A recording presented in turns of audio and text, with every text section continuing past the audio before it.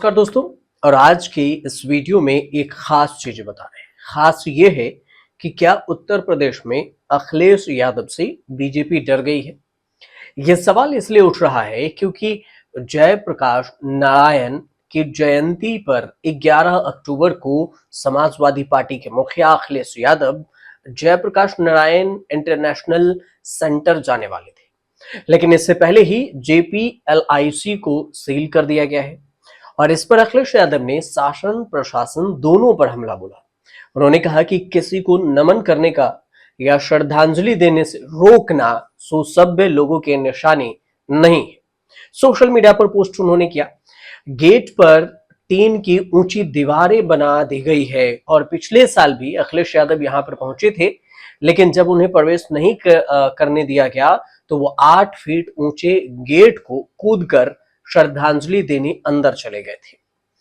Social media platform पर Samajwadi party के मुखिया अखिलेश यादव ने एक पोस्ट किया और इसमें सरकार पर हमला बोला, बीजेपी पर हमला बोला।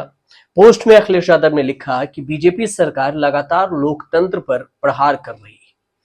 यूपी सरकार ने लोकनायक जयप्रकाश नारायण की जयंती पर उनके नाम पर बने जेपीएलआईसी पर दोबारा ताला लगाने का प्रयास किया और ये बहुत ही निंदनीय है।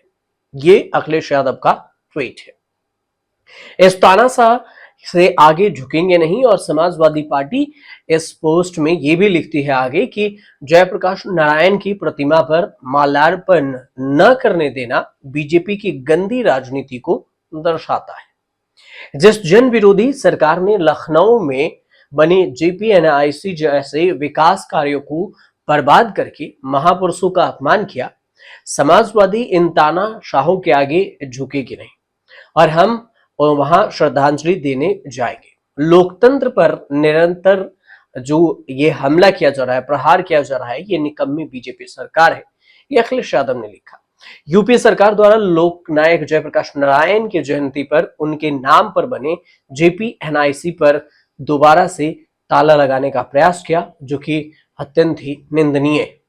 जयप्रकाश नारायण की प्रतिमा पर माल्यार्पण न करने देना बीजेपी की गंदी राजनीति है।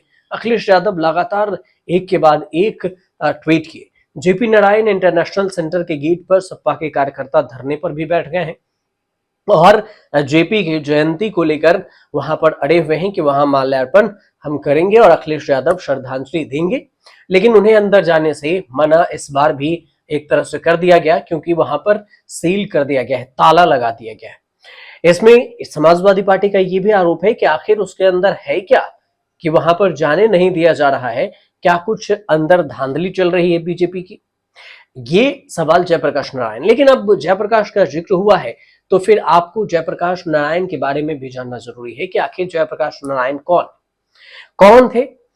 इनसे कुछ तथ्य हैं वो आपको बताते हैं। जयप्रकाश नारायण भारतीय स्वतंत्रता सेनानी और राजनेता थे। देश में आजादी की लड़ाई से लेकर साल 1977 तक तमाम आंदोलनों में जेपी का रोल अहम रहा है।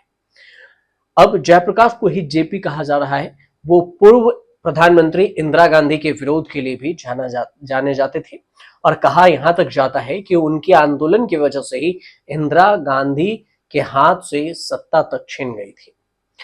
लोकनायक जयप्रकाश नारायण ने भारतीय जनमानस पर अपना अमिट छाप छोड़ी है। जयप्रकाश नारायण का समाजवाद का नाम आज भी गूंज रहा है और देश की आजादी के लिए स्वतंत्रता संग्राम में शामिल हुए जेपी को तरह तरह की परेशानियों का भी सामना करना पड़ा था, लेकिन उन्होंने अंग्रेजों के सामने घुटने नहीं टेके। और आगे अगर देखें तो जयप्रकाश नारायण की जो जन्म है उसके अगर बात करें तो 11 अक्टूबर 1902 को बिहार के सीता बदियारा में हुआ था और जयप्रकाश नारायण का निधन उनके निवास स्थान पटना में 8 अक्टूबर 1979 को हृदय की बीमारी से उनका और डायबिटीज के कारण निधन हो गया। अब अंत में सवाल ये कि क्या बीजेपी अखिलेश यादव से डर रही है? ये सवाल इसलिए सोशल मीडिया पर भी तैर रहे हैं क्योंकि किसी को श्रद्धांजलि देने से रोकने के पीछे का मकसद आखिर क्या हो सकता है। श्रद्धांजलि देना बुरी बात तो नहीं, लेकिन उसे रोका क्यों जा रहा है बिना किसी बाधा डाले?